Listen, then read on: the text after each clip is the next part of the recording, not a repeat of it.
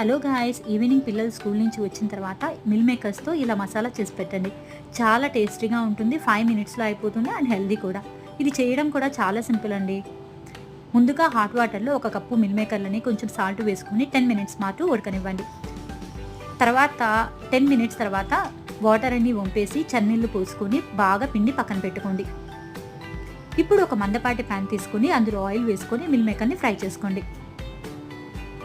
Mill మేకర్లు కొంచెం fry అయిన తర్వాత అందులో ఆనియన్స్ వేసుకొని బాగా ఫ్రై చేసుకోండి.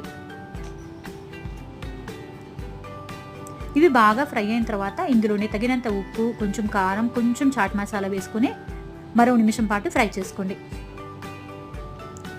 ఇప్పుడు స్టవ్ ఆఫ్ చేసుకుని దీని మీద కొత్తిమీర చల్లుకొని ఫైనల్గా నిమ్మరసం పిండుకొని సర్వ్ చేసుకుంటే ఎంతో టేస్టీగా ఉండే మిల్ మేకర్ మసాలా అనేది రెడీ అయిపోయింది ఫ్రెండ్స్.